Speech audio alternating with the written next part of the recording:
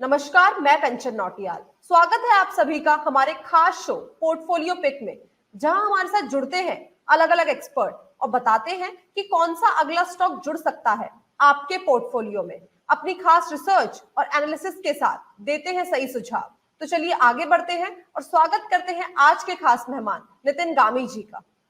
नमस्कार सर, स्वागत है आपका शो में। तो बताइए आज आप हमारे दर्शकों के लिए कौन सा पोर्टफोलियो पिक लेके आए हैं? नमस्कार कंचन। आज मैं आपके दर्शकों के लिए एक बहुत बढ़िया स्टॉक लेकर आया हूं जो शॉर्ट टर्म और लॉन्ग टर्म दोनों में बहुत बढ़िया फायदा देने वाला है, बहुत बढ़िया मुनाफा देने वाला है। ये स्टॉक का नाम है लेमन ट्री। हॉस्पिटैलिटी इंडस्ट्री से रिलेटेड ये स्टॉक है और इस स्टॉक के बारे में ऐसा बोल सकता हूँ कि देखने में छोटा है लेकिन बहुत बड़ी तेजी जो है वो अपने अंदर समेटे हुआ है। और सर्विस वाइज इस स्टॉक को मैं देखूं, इस कंपनी को अगर मैं देखूं तो इसके चेन जो है वो इंडिया में सबसे बड़े होटल चेन है। छोटे लोगों को, मतलब मिडिल साइज जो लोग हैं, जो दिस मिडिल क्लास के लोग हैं, उनको ये सर्व करते हैं।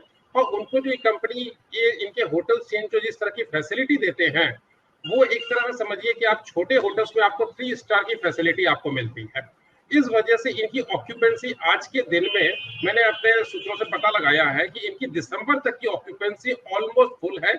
85% की ऑक्यूपेंसी पे अभी ये दिसंबर तक की बुकिंग इनकी हो रखी है। तो आप जस्ट इसी बात से अंदाजा लगा सकते हो कि कितनी जबरदस्त बुकिंग होगी और लोगों का इनपुट कितना है ट्रैवलिंग से रिलेटेड, टूरिंग से रिलेटेड। इसका एक रीजन ये भी है कि 2020 और 2021 में जहां पर कोविड की वजह से लोग अपने घरों में बैठे हुए थे, वहां पर इस इंडस्ट्री को बहुत नुकसान झेलना पड़ा है, जिसकी भरपाई कहीं ना कहीं लोगों के द्वारा अब हो रही है। और इसीलिए इतनी जबरदस्त बुकिंग जो है वो इस इंडस्ट्री को मिल रही है। खास करके लेमन टी की अगर मैं बात करूं, इसके फाइनेंशियल्स आप देखिए। 2020 तक में जहां ये 600 करोड़ की रेवेन्यू कर रहा था, 2021 में कंचन इसके रेवेन्यू नो डाउट कोविड की वजह से जब सारे इंडस्ट्री बंद पड़ी हुई थी, होटल्स खास करके बहुत ज्यादा अफेक्टेड हुए थे, 251 करोड़ की रेवेन्यू हुई थी, मतलब हाफ से भी कम। लेकिन आज जून 2022 के क्वार्टर में अगर मैं देख रहा हूं तो इसकी रेवेन्यू वहां पर 450 करोड़ को क्रॉस कर चुकी है। और दिसंबर तक की इनकी बुकिंग जैसा मैंने बताया कि 85% से ज्यादा हो रखी है। हाँ, इसके ऊपर में इस इंडस्ट्री, खास करके इस होटल के ऊपर में कहीं ना कहीं इंटरेस्ट का बर्डन थोड़ा सा है, बिकॉज अच्छा खासा लोन इन्होंने ले रखा है। बट जैसा इनका फाइनेंशियल्स और जैसे इनकी बुकिंग मिल रही है, प्लस मार्जिन जिस हिसाब से है, बिकॉज वॉल्यूम के साथ में इनको अच्छी मार्जिन मिल जाती है। बड़े होटल से प्रॉब्लम यह होता है कि उनके पास में ऑक्यूपेंसी कम होती है, मार्जिन बड़े होते हैं। बट लेमन ट्री जैसे होटल्स के अंदर में कंचन बहुत बड़ी वॉल्यूम होती है, मास में लोग जाते हैं, बिकॉज इनका चेन भी बहुत बड़ा है, इसलिए मार्जिन छोटा होता है लेकिन वॉल्यूम की वजह से अच्छी मार्जिन हो जाती है, जिससे ये अपने इंटरेस्ट को सर्व कर ले रहे हैं और कंपनी अपने फंडामेंटल्स को स्ट्रॉन्ग बनाकर रखी हुई है। मैनेजमेंट बहुत बढ़िया है, यंग चैप इसके मैनेजमेंट में है। इसके अलावा ब्रोकर्स के रडार पर भी ये स्टॉक काफी दिनों से है। और कई सारे ब्रोकर हाउस, अगर मैं बड़े बड़े ब्रोकर हाउस की बात करूं, चाहे मोतीलाल ओसवाल बोलूं, आईसीआईसीआई डायरेक्ट बोलूं, कोटक सिक्योरिटीज बोलूं, ये बड़े बड़े ब्रोकिंग हाउस है, वो लेमन ट्री को बाइक का रिकमेंडेशन दे रहे हैं और लोगों का इंटरेस्ट भी इसके अंदर आ रहा है। अगर मैं इसके चार्ट को देखने जाऊं अगर, तो लास्ट एक साल में लेमन ट्री के स्टॉक ने 85% का रिटर्न दिया है। 85% का return last year August to this year August, बहुत बड़ी बात होती है, खास करके इस मार्केट में जब मार्केट बीच में इतना वॉलेटाइल हुआ है। अगर मैं मार्केट की बात करूं तो अक्टूबर के बाद से मार्केट बहुत ज्यादा गिरा था। इसी साल जनवरी फरवरी से लेकर जून तक मार्केट बहुत गिरा था। निफ्टी आज के दिन में उस जगह पर स्टैंड कर रहा है जहां पर पिछले साल वो सितंबर महीने में था। आप अगर चार्ट देखोगे तो पिछले साल सितंबर महीने में निफ्टी ऑलमोस्ट 17,400 के आसपास था। आज सितंबर में 23 तारीख को भी निफ्टी 17,400 पे स्टैंड कर रहा है।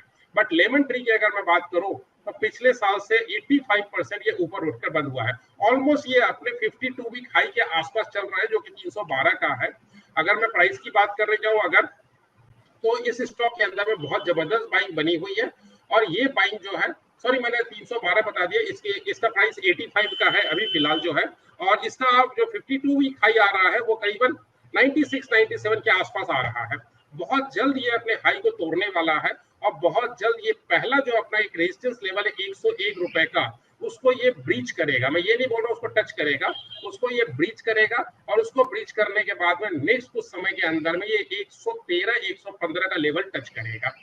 जून के बाद से ऑलमोस्ट मार्च और जून का जो क्वार्टर था उस क्वार्टर से स्टॉक ने रैली स्टार्ट की है और ये रैली अभी कंटिन्यू बनी हुई है। इसके अंदर कभी भी आप देखोगे मार्च से जून के बीच में बहुत बड़ी गिरावट नहीं आई है, थोड़ी बहुत वो जो जिगजैग वे में जब पैटर्न चला है उस जगह पे बहुत अच्छी बाइंग हुई है। रिटेल पार्टिसिपेशन बहुत बढ़िया है।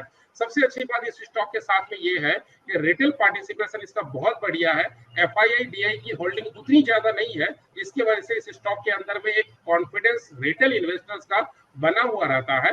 बिकॉज एफआईआई डीआई के साथ ये होता है कंचन कि वो कभी प्रॉफिट बुकिंग करने के लिए एक बहुत बड़ी क्वांटिटी में सेल ऑफ करते हैं, बट रिटेल पार्टिसिपेंट उतनी बड़ी क्वांटिटी में सेल ऑफ नहीं करते हैं, जिसलिए इस स्टॉक के अंदर में वो रैली बनी हुई है और ये रैली अभी कंटिन्यू रहेगी। जैसा कि मैंने बताया कि 101 का पहला लेवल है जिसको ये बहुत जल्द ब्रीच करने जा रहा है और उसके बाद 113 115 का। अगर मैं थोड़ा सा लॉन्ग टर्म पर्सपेक्टिव की बात करूं कंचन, तो ये स्टॉक मुझे मिनिमम एक साल के अंदर में मिनिमम तो मिनिमम मुझे 139 या नहीं तो फिर 150 का लेवल दिख रहा है। सो 85 रुपीज से 139-40 तक का भी लेवल अगर आप देखते हैं तो रिटर्न बहुत बढ़िया आ रहा है। और रिस्क की बात करूं मैं अगर, तो इसके अंदर रिस्क बहुत ही कम है। जिस जगह पे स्टैंड कर रहा है यहाँ से स्टॉप लॉस पॉइंट इसका 65 रुपीज होता है, मतलब 20 रुपए के रिस्क के साथ में आपके पास में आगे बढ़ने के लिए ऑलमोस्ट 60 रुपए है। 1:3 का रिस्क रिवार्ड रेशियो बहुत बढ़िया होता है। कंपनी के फंडामेंटल्स बहुत अच्छे हैं। टेक्निकल चार्ट पे कंपनी बाइंग जोन में है। नंबर्स पॉइंट ऑफ व्यू से कंपनी उस जगह पे प्राइस उस जगह पे स्टैंड कर रहा है जो कि इसको 101 और 113 की तरफ बहुत आसानी से अभी कुछ समय में ले जा रहा है। एक साल का होराइजन मैंने बता दिया कि 140 और 150 तक का भी लेवल ये टच करेगा।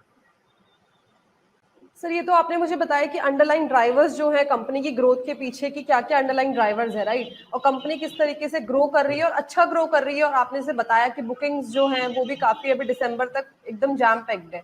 लेकिन सर एक चीज हम और जानना चाहेंगे, कंपनी की बोरिंग्स के बारे में क्या हिस्ट्री है? कंपनी की बोरोइंग्स नो डाउट है, बिकॉज जब इन्होंने अपना चेन स्टार्ट किया था उस समय कंपनी के पास में स्टार्टिंग में उतने बड़े फंड नहीं थे। प्रोमोटर्स ने जो फंड डाला था उसके बाद में कंपनी ने अच्छी खासी बोरिंग ली, इसलिए मैंने बोला कि इस कंपनी के ऊपर में एक ही प्रेशर है, इंटरेस्ट का। बस वो इंटरेस्ट का प्रेशर जो था वो कहीं ना कहीं देखो 2020 में फाइनेंस मिनिस्टर ने थोड़ा सा रिलैक्स दिया था कि आपको इंटरेस्ट पेमेंट में कहीं ना कहीं छूट दी थी, जिसकी वजह से कंपनी कहीं पर सस्टेन कर सकी। अदरवाइज कंपनी को काफी प्रॉब्लम हो जाती। लेकिन जिस हिसाब से बुकिंग बनी हुई है वो बुकिंग में जो वॉल्यूम के साथ बुकिंग हो रही है और वो मार्जिन जनरेट हो रहा है, इससे कंपनी सही तरीके से अपने बोरोइंग्स का इंटरेस्ट वो पेमेंट कर रही है। कंपनी कहीं भी डिफॉल्टर नहीं है, बिकॉज इनके ऑडिट रिपोर्ट तो मैंने देखा है, कहीं भी ऑडिटर्स ने किसी भी तरह का ऐसा कुछ नहीं नोट किया है जिसमें कंपनी डिफॉल्ट दिख रही हो। तो इसका मतलब ये पता चलता है ऑडिट रिपोर्ट से देख करके कि कंपनी अपने इंटरेस्ट को बाकायदा पेमेंट कर रही है। तो बोरोइंग का उतना ज्यादा बोझ इसके ऊपर नहीं है। बोरोइंग का बोझ तब आता है कंचन जब हम इंटरेस्ट पेमेंट करने में कहीं ना कहीं डिफॉल्ट कर रहे होते हैं, तो इंटरेस्ट जमा होता है, बट ऐसा अब इस कंपनी के साथ में नहीं है। सर जैसे कि हमने देखा कि कोविड के बाद जो होटल इंडस्ट्री है, जितना भी हॉस्पिटैलिटी का जो सेक्टर है, वो काफी ज्यादा अच्छे से ग्रो कर रहा है। तो सारी की सारी कंपनीज एक लेवल में चल रही है, अच्छा पीक देख रही है। तो अगर हम देखें इसके पीयर कंपैरिजन में हमें कौन सी कंपनीज देखने को मिलेंगी?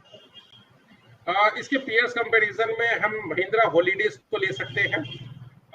इसके अलावा होटल इंडस्ट्री में मुझे इनफैक्ट ये देखो महिंद्रा हॉलीडेज की अपनी कुछ प्रोस एंड कॉन्स है, उन सबके कंपैरिजन में मुझे लेमन ट्री ज्यादा बेहतर दिखता है। बिकॉज ये देखो महिंद्रा की सबसे बड़ी चीज ये है कि महिंद्रा का कोर बिजनेस जो है वो होटल्स नहीं है, उनका कोर बिजनेस कुछ अलग है, ठीक है। लेकिन लेमन ट्री का जो कोर बिजनेस है वो होटल इंडस्ट्री है, और जितने बड़े पैमाने पर इनके होटल चेन्स हैं, और महिंद्रा का मॉडल और लेमन ट्री का मॉडल बहुत ही डिफरेंट मॉडल है। कहीं ना कहीं इसीलिए हॉस्पिटलिटी का ज्यादा बेनिफिट लेमन ट्री को मिलता है। तो कहीं ना कहीं मैं अगर बात करूं पीयर्स कंपनी की, तो पीयर्स कंपनी में कहीं ना कहीं एक राजा बना हुआ है लोगों के बीच में, एक मिडिल क्लास के बीच में, इसीलिए लेमन ट्री को कहीं ना कहीं मैं ज्यादा रिकमेंड कर रहा हूं। बहुत शुक्रिया सर हमारे शो में आने के लिए, हमारे दर्शकों को बढ़िया एनालिसिस देने के लिए। धन्यवाद। Thank you Kanchan, thank you very much. तो ये थे नितिन गामी जी जो लेके आए थे लेमन ट्री का पोर्टफोलियो पे। ऐसे ही अलग अलग स्टॉक के एनालिसिस के लिए जुड़े रहिए हमारे शो पोर्टफोलियो पिक के साथ। धन्यवाद।